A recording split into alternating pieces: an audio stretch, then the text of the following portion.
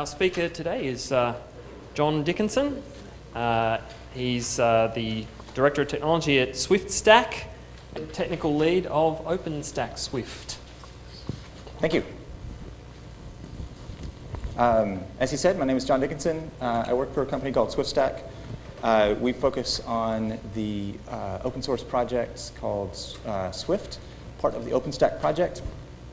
And today, I want to tell you a little bit about why I think that Swift, and specifically with OpenStack and other open systems like that, are very important to me, why I think that they are going to change the world and we're all going to be a part of that.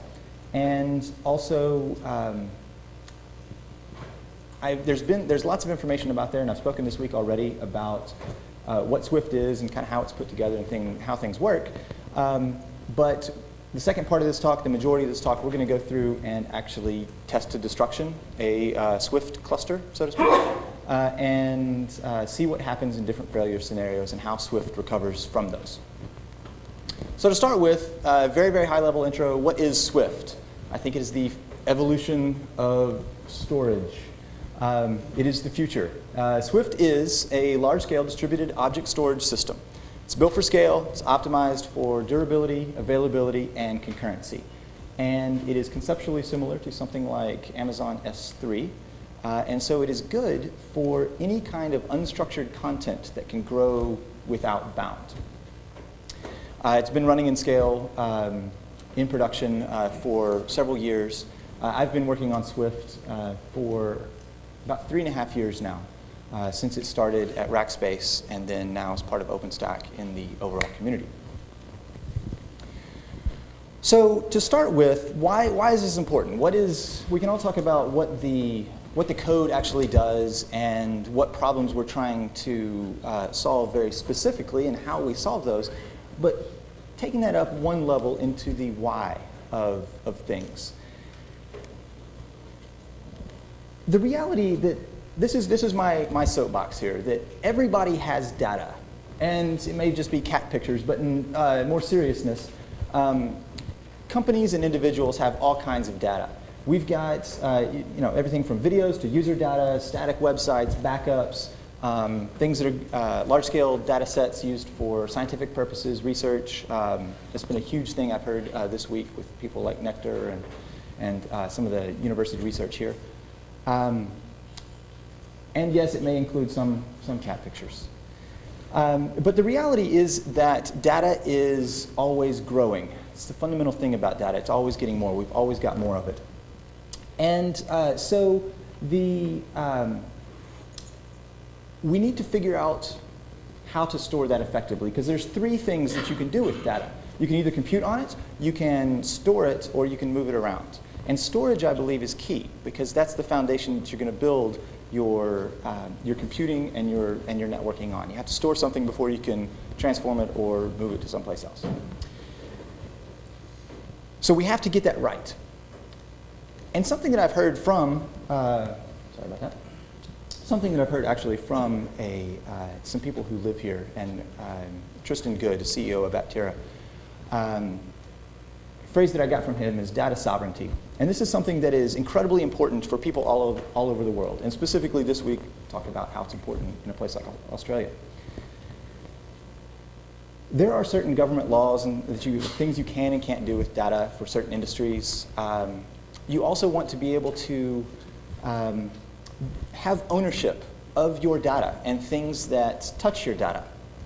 This is for me is the why of open systems. This is what it all comes down to. It's ownership of your data. That doesn't necessarily mean direct control. You may choose to offload some of that to a hosting provider or something like that. But the reality is you need to have control over your data.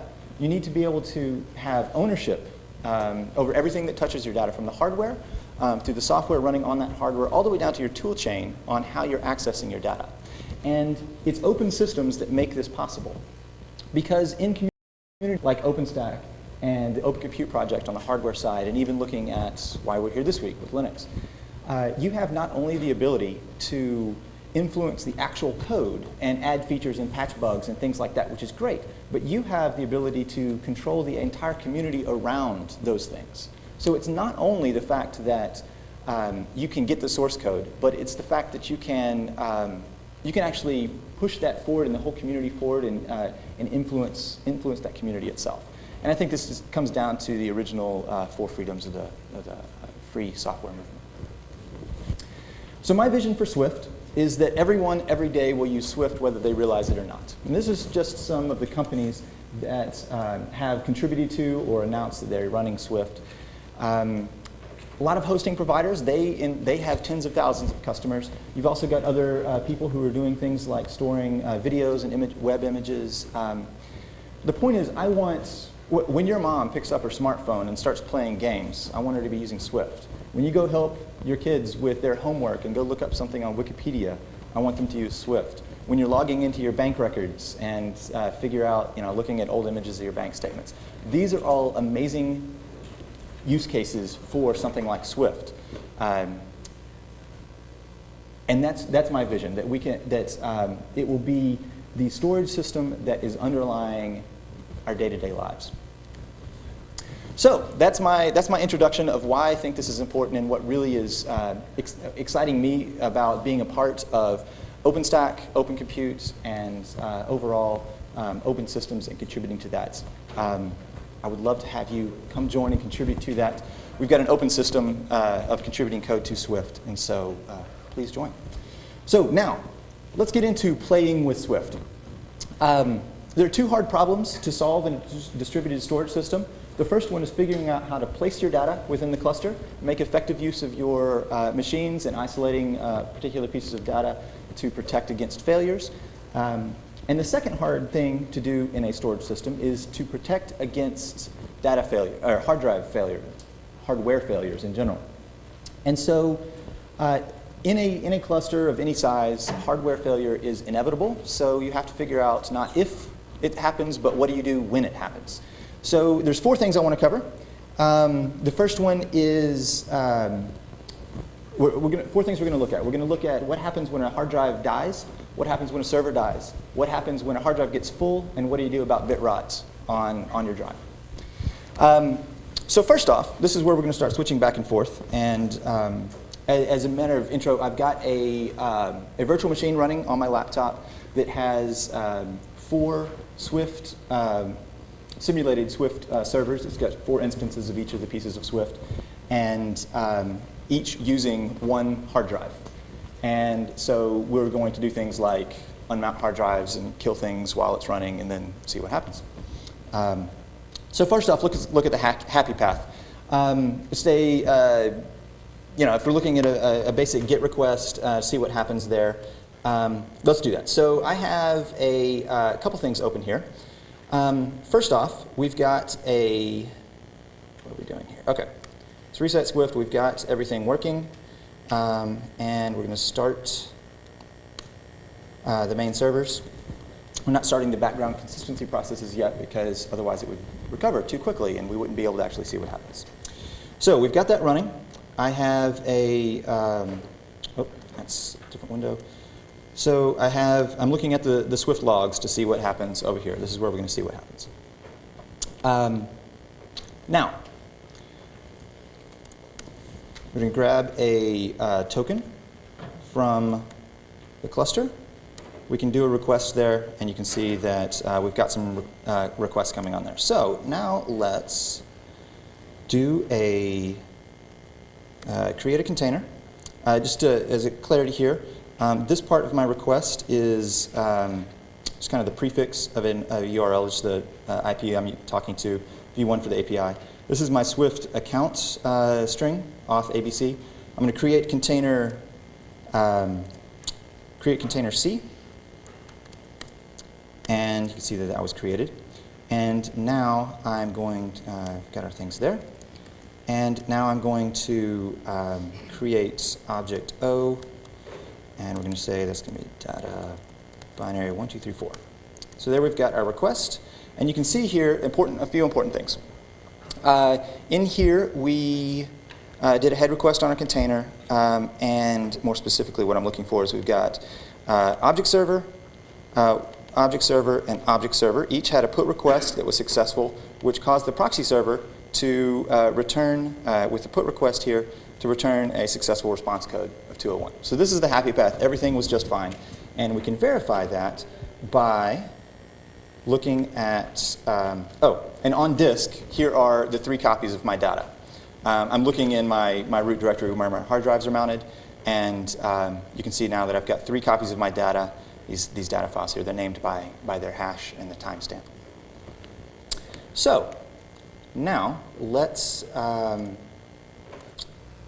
move on, now that we've seen that. So we're going to cover these 4 things. So first, let's look at bit rot. Here's what we're going to do. We're going to put an object. We just did that. Now we're going to corrupt the object. And to corrupt the object, what we're going to do is just echo a string into that actual data file. Then we're going to trigger the auditing background process, turn that on, and see that it gets moved out of the way. And then we're going to turn on the replication process and see that a good copy gets put back. Should be pretty straightforward here. OK, so you can see here that I've got these 3 copies of this one good data on disk. So let's go into the first part. You can see I've got a copy in D1. So let's go into D1, objects, and here's the actual file on disk. If we cat that out, you can see that the data is right there, the 1, 2, 3, 4. And we can look at Swift object info for that file and see that it was in this, this account, this container. The object name is O. Here's the hash of it, where it should be, otherwise in the cluster, some of the metadata. And specifically, the e-tag here is valid. The hash of the data on disk matches the hash that we're storing.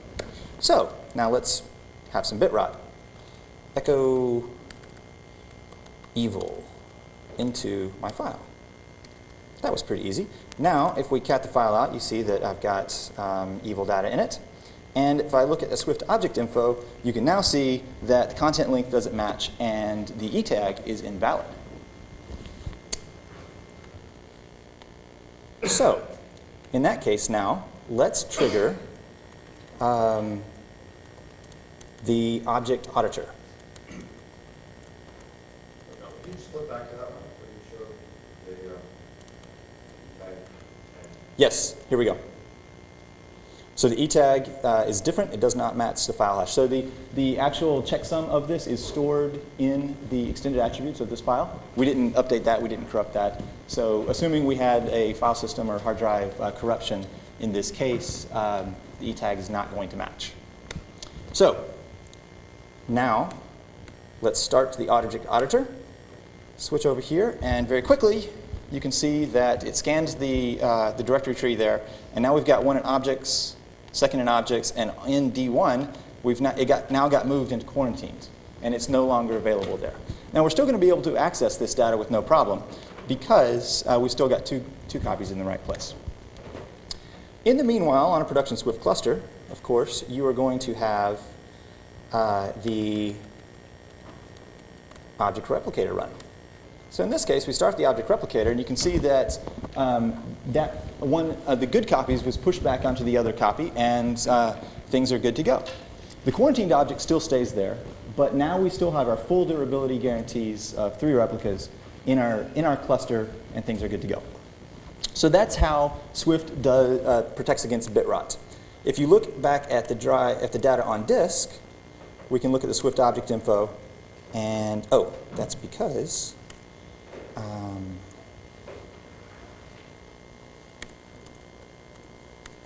if we look back go back into the drive instead of the cached items. So we look back in here and do Swift object info. You can see that it is now valid. So we've now protected against bit rot. So number 2. What happens when you have a hard drive down? This is the most common failure within any sort of storage cluster. Hard drives fail all the time. So we need to actually make sure that that is protected. So what we're going to do is we're going to find out one of these locations. In fact, we can kind of skip this step. We know we have an object. We know where it's going to be. So we're going to kill one of those drives. We're going to unmount drive D1. Then we're going to put an object in there. and see what happens, see where it goes with our durability guarantees and things like that. Then we're going to turn on the replication process and see what happens as far as rebalancing the data once, and then we can even bring the drive back up and see what happens. So we're going to start again with reset Swift. This reset Swift script basically kills everything, unmounts my hard drives, reformats them all, and just basically starts completely from scratch. What you can see from my find command that's running here is there's no data. Turn back on logging again. And now I need to get my token.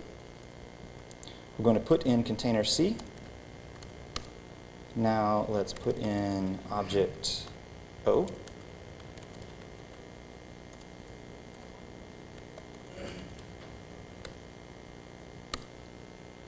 You know what? I shouldn't have done that, should I?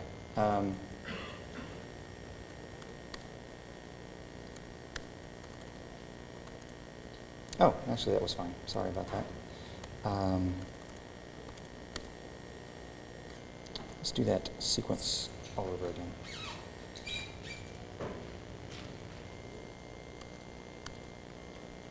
Okay. Now, the reason I have to get a new demo token every time is because I'm killing memcache, which means that my previous auth token is not valid since I've started everything all over again. And so I need to get a new one. Okay, now we're going to put this object in there. We still have all of our drives up, so that's going to be fine. Okay, so now we have our drives. We're good to go. So in this case, let's unmount my drive. And if you look here, you can see that we do not have our drives mounted, and I only have 2 copies of my data. In this case, now let's trigger replication.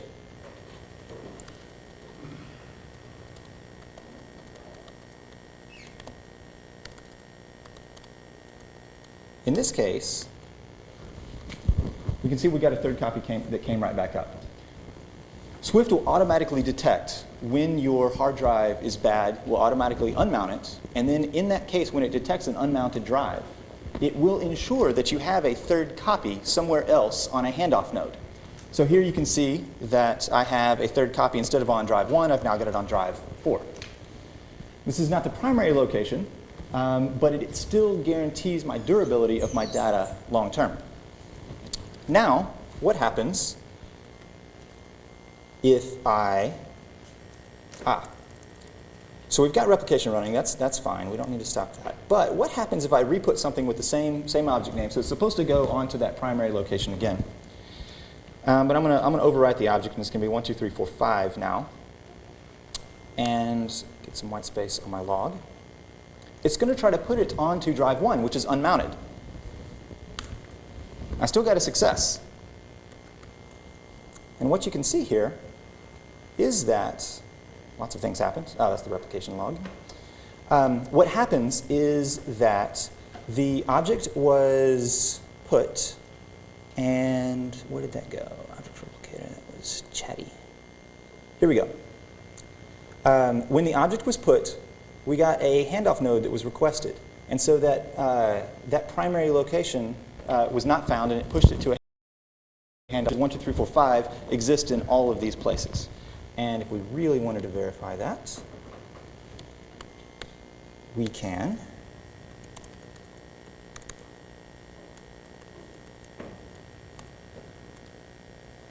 cat the data out for that handoff location and see that it is 1, 2, 3, 4, 5. So there we go. Now, if we mount our data again, mount the drive. So to mount this drive again, I'm mounting it by the label, mounting as an XFS partition. And then we watch to see what happens here. You can see that that was resurrected, and we've now got it available. So replication is running on the back end, and shortly, what will happen is that the good copy will come back, and we will see the copy off of D4, the copy on D4, go away. So what happens is all of the D2, D3, and D4 are all actively performing replication processes. It happened. And then they are pushing it to make sure that it is in the primary locations overall. And in the case of D4, that simulated number 4 object server, it detects that the primary locations are completely outside of itself. So once it has successfully pushed it to all of those things and make sure there's good data, it will delete it locally. And therefore, we'll back down to our 3 replicas and things are OK. So that is how Swift automatically handles drives being down. So next thing, one level up. What happens when you have a server down? This is not as common, but it is distinctly different. Oh, we're at the Linux conference, so let's use a sad tux. So in this case, things are a little bit different. Drives down is not that big of a deal because today you're losing up to about 4 terabytes of data. What happens when you have 34 terabyte drives plugged into one power supply and your power supply dies? You don't want to automatically start replicating all of this massive amount of data across your switches. That's going to saturate your networks. You're going to have big problems. Not only that, your data is not really gone. It's just unavailable right now. So that's the assumption that Swift makes. When you have a server down, in other words, you cannot connect to a particular server, Swift will not automatically trigger replication on that server. It simply assumes you have a temporary availability issue that will be resolved by some operational input, like fixing your power supply or you're plugging your network cable back in. So in this case, we're going to put an object, then we're going to kill one of those servers. We're going to then put another one of those objects and see where that goes. And then we'll bring the server back up and see how things work. So let's demo that. So first off, we will reset the Swift environment. And we will start the primary processes. Here we go. So we're going to get a demo token again.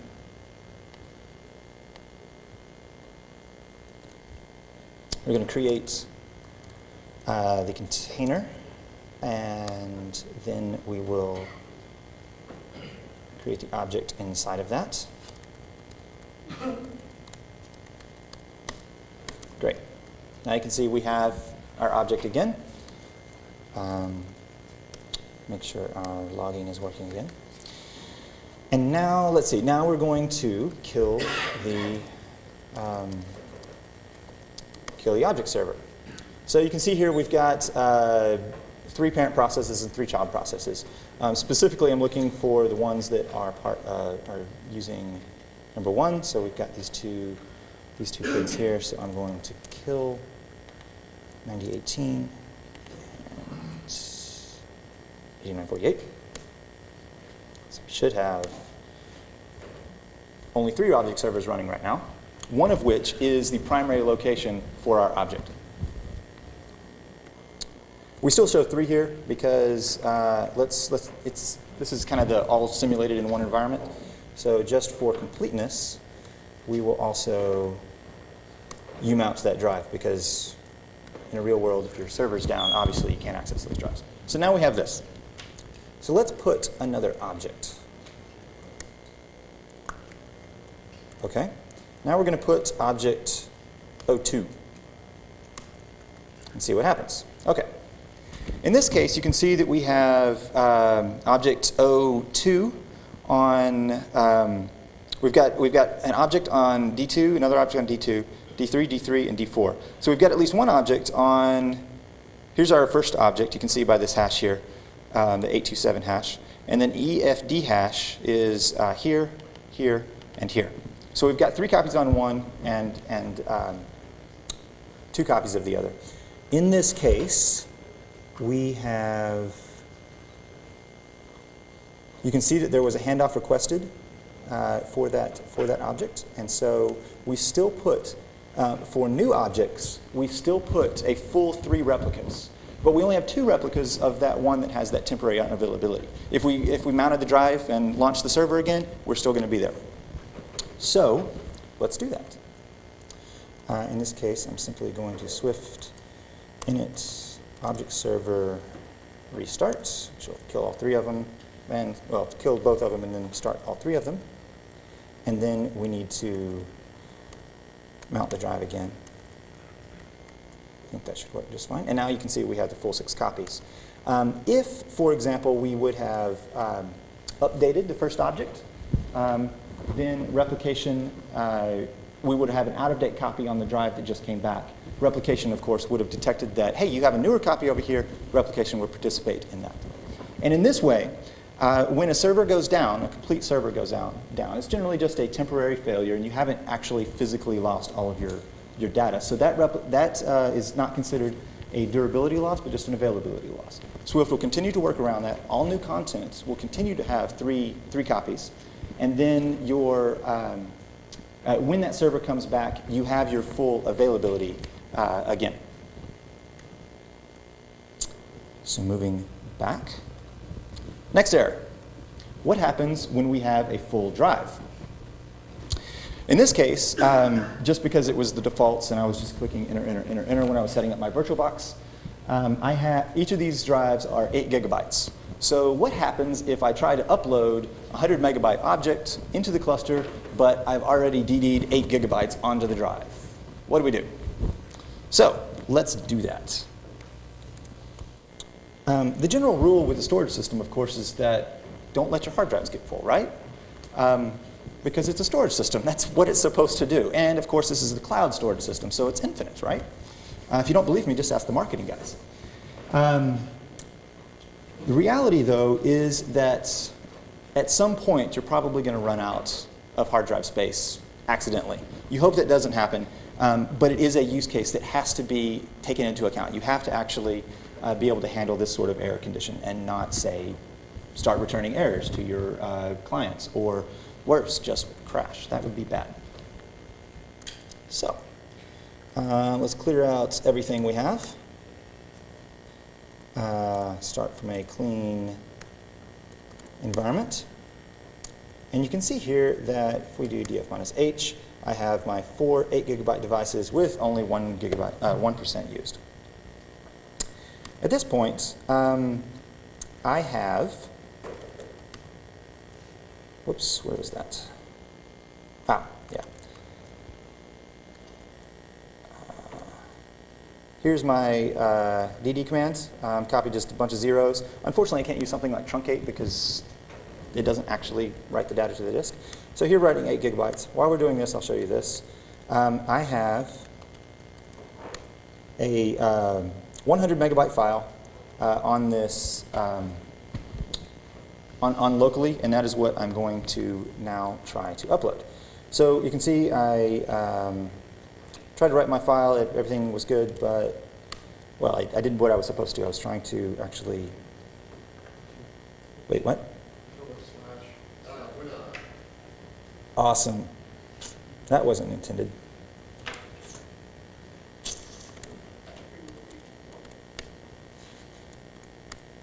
Yeah, I was supposed to be in serve node D1.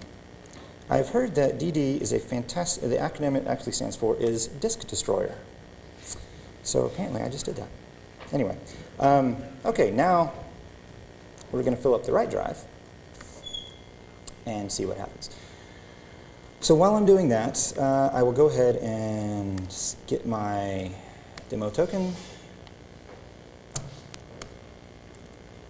Everything you can see is still just fine here. We're going to export that drive. Now, if you're not familiar with curl, there is a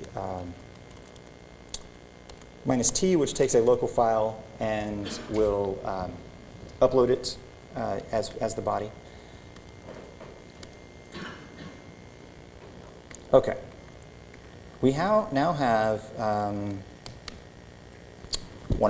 drive number 1 is full of 8 gigabytes. So there's no possible way I can write 100 gigabytes onto this, 100 megabytes onto this full drive. So let's see what happens. We're going to pay attention to the logs in this window here. And here we go. That's funny, it worked. And we've got 3 copies. Notice it's on D2, D3, and D4, not it went to D4 rather than the primary location of D1.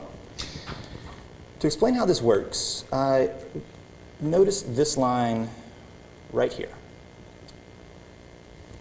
There's a part of the HTTP spec which is somewhat rarely used, I think, and it is fairly convenient. When you are uploading something, you can send an expect 100 continue header. What this tells the server is that if everything is okay by the time you get all of the headers, but not before you've read the body, if you think you can actually accept this request, just if you can make a determination, go ahead and send me back a response code of 100 continue. At that point, I know that it's safe for me to throw all these bytes on the wire. That means that, for example, in this case, if 100 megabytes were not able to be read, then I don't have to read 99 megabytes, figure out, oh no, I'm out of space, and then only at that point deny the request. If you look at the logs here, when the request was received, you can see that there was, where is it? This request right here, this object server, got the put request, but returned with a 507. 507, when it gets the expect 100 continue response, the object server looks at the content length that was sent as part of the header, and then will try to f-allocate space on the drive. F-allocate guarantees that if it returns successfully, you will be able to write that many bytes without getting a partition full error. So in this case, f-allocate failed. So therefore, the object server returns a 507, which is the standard HTTP response code of entity too large, I think, or out of space, basically. So the proxy server then chose a handoff location and sent it to D4. And therefore, in this case, you can see that there was there's a total of 1, 2, 3, and 3 more successful put requests that all were correct. And therefore, the proxy server down here was able to successfully return with a 201. Now, let's start. That. Swift init object replicator start. This is going to start looking on the drive and make sure things are in the right place. Of course, we can't move anything back to that one full drive because it's full. Unless we go to D1, you can see that we've got our big file there, so let's remove big. Now we have plenty of space on that drive. And let's see what happens. This is going to be fun. So specifically look at D4 right here. What's going to happen, let's see how fast it happens actually. Aha, now we've got 4 copies because that 100 megabyte file was copied from D4 or one of the other ones to D1 into the primary location. D4 still needs to detect that it actually is successfully put on all of the other 4 servers, and then it can delete itself. So that is what we will see right here. In just a moment.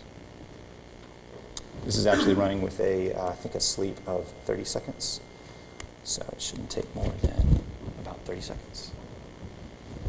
There we go. And now we're back down to our full replication count, or our original durability guarantees, 3 replicas in the cluster, and everything is just fine.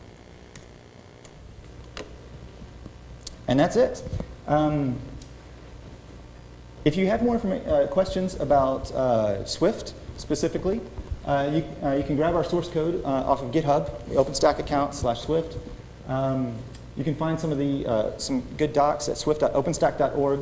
IRC is the OpenStack channel on Freenode. I work for a company called SwiftStack. We have a lot of great Swift documentation, including lots of blog posts and videos about how Swift works and things like this. In fact, I'm currently writing this up as a blog post. I am not my name on IRC and Twitter and other places. What questions do you have?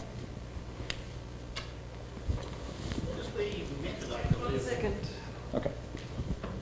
Where does the metadata live that actually connects your objects with their names in the Swift namespace? Okay. That lives in a data structure called the ring. And the ring is a, let's see. When The location is taken from the hash of the object name. So the account, the container, and the object. And then the first few bytes of that hash end up becoming a partition of the overall key space. Each of those partitions then are mapped to a storage volume. So there is a deterministic mapping based on the object name, the hash of the object name, so that anybody who has a copy of this ring mapping will then be able to take any arbitrary name, calculate a hash on it, and look up exactly where it should live in the cluster. And that is how that happens. The other metadata, things like the content type, the checksum on the actual contents of the data, and things like that, live in the extended attributes of the file. That's actually a very long and detailed topic. There's lots of information on there. I'd be happy to talk to you more about it. But basically, it's a deterministic mapping from the hash of the ring name. Right. It can't get lost, corrupted, or run out of Absolutely. space or anything Yeah, like that. you can't lose that. It's math. Yep.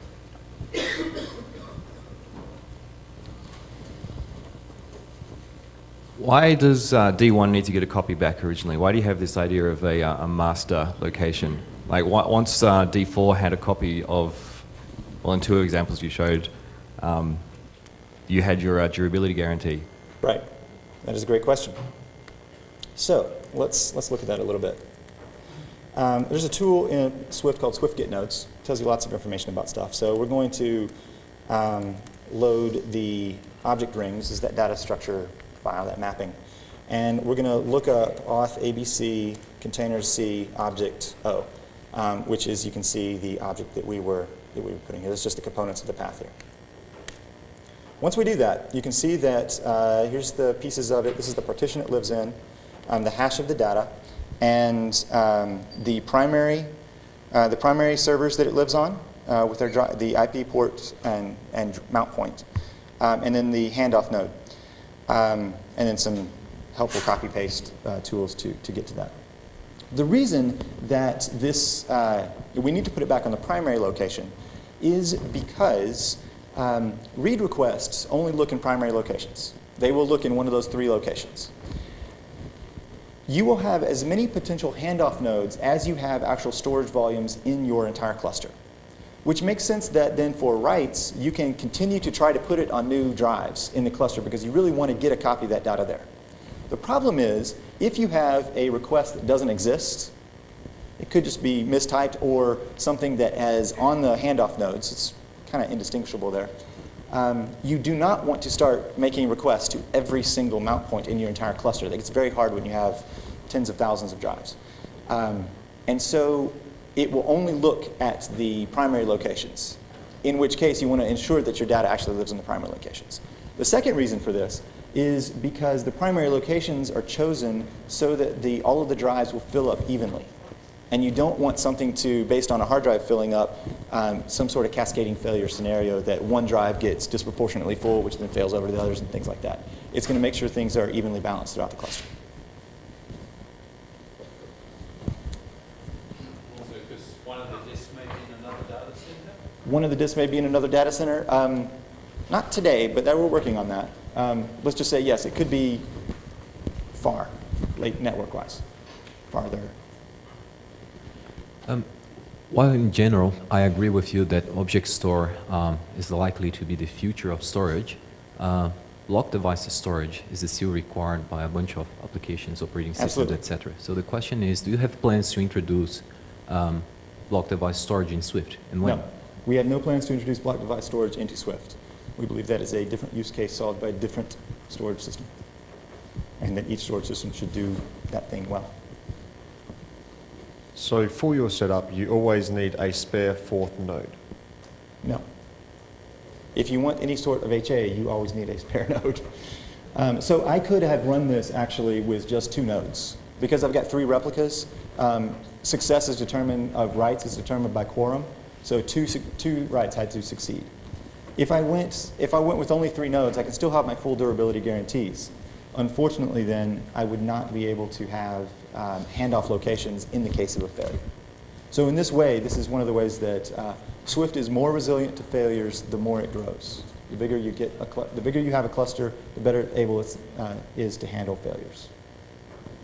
A production system should have at least replica count plus 1 storage volumes, but that ends up being at minimum 4 hard drives, which is pretty small. How do you compare the Swift and Apache's Hadoop file system, if they have any overlap? How do I compare Swift with HDFS? I don't think there's a lot of overlap there. HDFS is a file system, and Swift is not a file system. It's not, you can't mount it, it's not POSIX, it's not a file system. HDFS is designed to go really fast and assume that jobs can, it's okay if things get lost, things like that.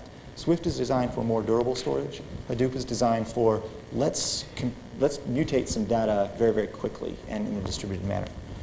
That being said, I do know of some use cases where people are using Swift clusters as the source of the data they're putting into Hadoop, and then the destination of the data, of their mutated data they're getting out of Hadoop. So I think they're complementary, but they don't overlap.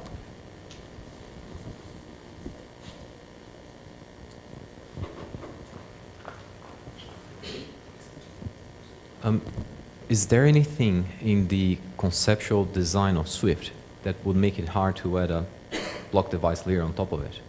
So if you guys are not doing this and other people want to do this, is there anything in the conceptual design that would make it really hard? I think probably yes, because Swift is, if you look at the CAP theorem, saying that you can either you can pick two of consistency, availability, or partition tolerance, network partition tolerance. Swift sacrifices consistency, which generally becomes extremely important in use cases involving block devices. Inconsistent block devices are generally a non-starter. And